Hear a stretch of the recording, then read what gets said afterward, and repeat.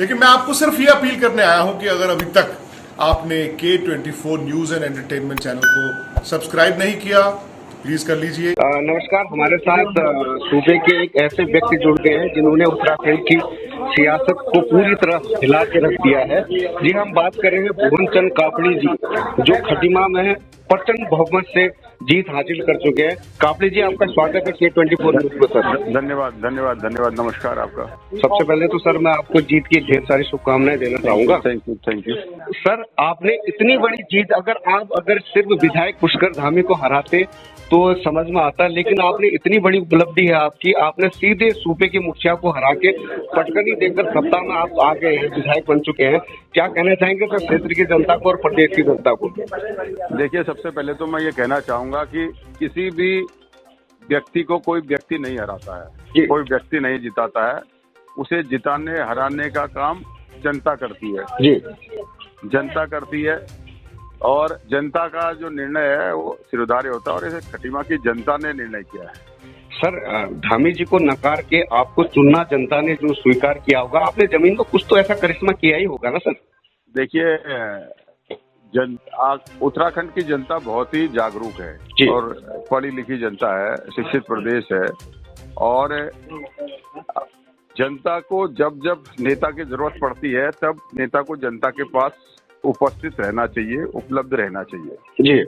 और मेरा मानना है कि 90% लोगों के छोटे काम होते हैं जी, जिनके बहुत साधारण काम होते हैं, जो नेताओं को नेता बनने के बाद लगता है कि ये बहुत छोटा काम है, लेकिन उस व्यक्ति के लिए वो बड़ा काम होता है। तो उनके उन छोटे कामों में उनकी मदद करना। और एक समय कोरोना का जी, जो मुझे लगता है कि मेरे जीवन काल में मैंने पहली बार देखा कि जब पूरी जनता को जी, नेता की जरूरत पड़ी जी। नहीं तो सामान्य तौर पर नेता की बहुत ज्यादा जरूरत जनता को नहीं पड़ती, विकास कार्य करते हैं, लेकिन सीधे जनता को जरूरत पड़ी। तो उस कोरोना काल में जो भी नेता जनता के बीच रहा, जनता के लिए काम किया, तो जनता ने उसे उसका जो है उस बात को स्वीकारा कि यही ऐसा नेता है जो है कि जनता के लिए काम करना चाहते। नहीं कापड़ी जी, देखिए, जिनके नेतृत्व में चुनाव लड़ा गया, हरीश रावत जी खुद हार गए, लेकिन मैं इसको साधारण जीत नहीं कहूंगा। इस जीत को बड़ी जीत इसलिए माना जाता है। सूबे में 6-7 महीने पहले ही मुख्यमंत्री बने थे पुष्कर सिंह धामी, जो कहते हैं कि उन्होंने उत्तराखंड में अच्छा काम भी किया। आपके प्रतिद्वंदी है, आप तो इसको शायद सीधे से नकारेंगे, लोग कहते भी है अच्छा काम भी किया, लेकिन इतनी जबरदस्त तरीके से आपने जो हराया, वो कहीं ना कहीं आपका कद काफी ऊपर बढ़ गया। इसलिए क्योंकि आपने एक आम विधायक को नहीं हराया, आपने सूबे के मुखिया को हरा के आप विधायक बने हुए हैं। तो इसलिए आप ये श्रेय किसको देना चाहेंगे? आपने पहले तो आप जनता को बता ही दिया, लेकिन आप अपने काम को श्रेय देना चाहेंगे या अपने नेताओं को श्रेय देना चाहेंगे? मैं इसका श्रेय हमारे खटीमा की सम्मानित जनता को, हमारे कांग्रेस के कार्यकर्ताओं को, अपने दोस्तों को, युवाओं को, अपने साथियों को, माताओं को, बहनों को, सबको देना चाहूंगा, जिन्होंने पूरी ईमानदारी से और मेहनत से काम किया। और हर व्यक्ति भुवन कापड़ी बनकर चुनाव लड़ा। अच्छा, और जी। कापड़ी जी, मैं एक सवाल और पर्सनल सवाल पूछूंगा, क्योंकि कापड़ी जी को अब लोग बहुत हाई प्रोफाइल के तौर पर देखना शुरू कर दिया। लोग बहुत अच्छे से कापड़ी जी को जानने लगे हैं।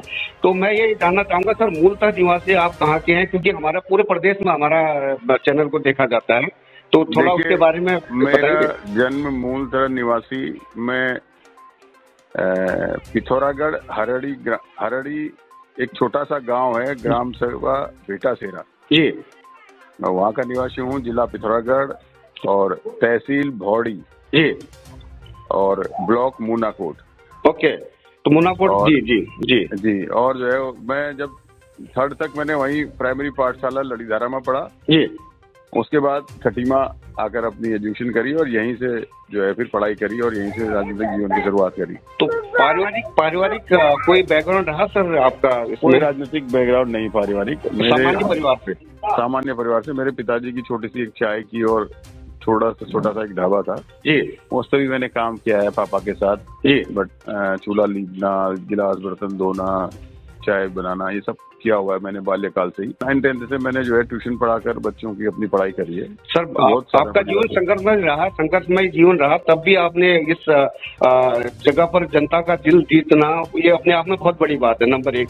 और दूसरी बात सर, अब आने वाले समय में, क्योंकि सरकार तो आपकी है नहीं, सरकार तो बीजेपी की है और अभी भी मुख्यमंत्री का पेच फंसा हुआ है, तो खटीमा की जनता को आपसे कितना फायदा होगा, वो तो बड़ी उम्मीद के साथ आपको देख रही होगी इस टाइम पर। देखिए, अगर आदमी के मन में जनता के प्रति काम करने की भावना है तो उसके लिए किसी पद की, किसी कद की, किसी चीज की जरूरत नहीं होती जी। आज हमारे समाज में बहुत सारे ऐसे लोग हैं जो लोगों की मदद करना चाहते हैं, लेकिन वो सही व्यक्ति का चयन जो निकले समाज के लिए काम करने के लिए, उसके सहयोग के लिए बहुत सारे लोग खड़े हैं। जी। मैं कोरोना काल का उदाहरण दे रहा हूँ। हमने 51 दिन तक 1200 लोगों को रोज खाना पहुंचाया जी। और मैं न विधायक था, न किसी पद पर था, और मैं आर्थिक रूप से भी बहुत कमजोर था जी। तो मैंने वो काम शुरू किया। तो खटीमा के सभी सम्मानित लोगों ने, मेरे दोस्तों ने जो इधर उधर रह रहे हैं, विदेश तक जो लोग रह रहे हैं, जिन्होंने देखा कि एक्चुअल में काम हो रहा है, उन सब लोगों ने सहयोग किया। तो आप उनके सहयोग से ही वो 51 दिन तक लंगर चला। उसके बाद विलेज क्वारंटीन में हमने जो लोग आए थे उनको जो है, उनकी जो है मदद करी। हमने पानी पहुंचाया, रोज का 2 लीटर मिनरल वाटर पहुंचाने का काम किया, मास्क, सैनिटाइजर, वो सारा सहयोग जनता का था जी। हमारे खटीमा के लोगों का था, हमारे बाहर के मेरे मित्रों का था, क्योंकि वो जान रहे थे कि वाकई लोगों की मदद हो रही है। तो लोगों को मदद करने के लिए हिंदुस्तान में बहुत सारे लोग तैयार हैं, बस अच्छे नेतृत्व की जरूरत है कि जो लोगों की मदद करने के लिए आगे निकल के आए और जो लोग पैसा दें उसका सही उपयोग हो। नहीं कापड़े जी, अब तो आप, जनता ने आपको स्वीकार कर लिया है, फिर अब आप विधानसभा जाएंगे तो बीजेपी के साथ क्या तालमेल बिठा पाएंगे आप विधानसभा में? अब देखिए, हमें काम करना है और काम करके दिखाएंगे। अब ये तो आने वाला वक्त बताएगा कि भविष्य की गर्भ में कि कैसे तालमेल बैठेगा, कैसे काम हो। नहीं, क्योंकि इतना आसान तो नहीं रहेगा आपके लिए, क्योंकि आपने सूबे के मुखिया को हरा के आप विजय हुए हैं, तो विधानसभा में मुझे नहीं लगता कि आपके लिए इतनी आसान चुनौती रहेगी, आपके लिए टफ मुकाबला होगा। तो जनता को जी, संघर्ष जितना बड़ा होता है तो जीत भी उतनी शानदार होती है। कि टफ रहेगा तो हम सड़कों में उतरेंगे, जनता के हर संभव जो भी जनता के जो काम है उनको अगर नहीं करेंगे तो उसके लिए सड़क में है, धरने प्रदर्शन करेंगे, जनता के काम करेंगे, लड़ेंगे उसके लिए। जी, धामी जी कहते हैं कि हमने खटीमा में बहुत काम किया है, क्योंकि धामी जी तारीफ भी करते हैं, क्षेत्र में भी काम हुआ है बहुत ज्यादा, तो धामी जी को जनता ने नकार दिया। तो आप बता पाएंगे सर उनकी कामी और नाकामी के बारे में कुछ जनता को बता पाएंगे? देखिए, ये काम हुआ है या नहीं हुआ है, ये तो जो खटीमा रहता है वो उस बात को बेहतर जानता है जी। दूसरे कामों को खुद गिनाना ये एक अलग बात है जी। अब खटीमा में 10 साल विधायक रहने के बाद 5 साल पहले कांग्रेस की सरकार में जिस स्टेडियम की घोषणा हुई, 5 साल भाजपा की सरकार थी, उसमें उसकी नींव नहीं पड़ पाई जी। 2014 में 15 में जो गौशाला के लिए जमीन कांग्रेस ने दी, उस जमीन पर गौशाला नहीं बन पाई, जमीन ही बदलती रह गई जी। हमारे अनुसूचित जाति जनजाति के भाइयों के लिए अम्बेडकर हॉस्टल के लिए जो जगह कांग्रेस ने दी उसको निरस्त कर दिया गया जी।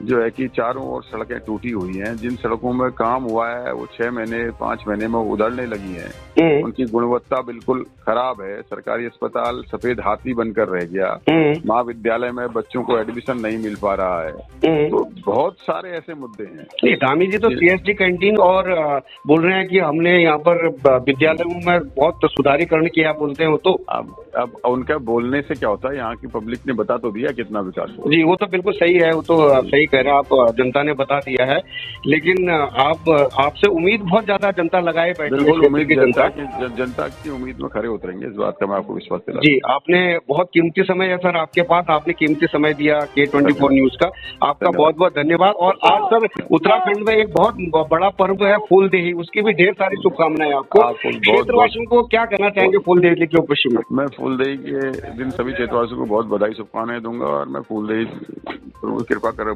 प्रार्थना करूंगा कि सब जगह खुशहाली आए, तरक्की हो, सब स्वस्थ रहें। बहुत बहुत धन्यवाद सर K24 से बात करने के लिए।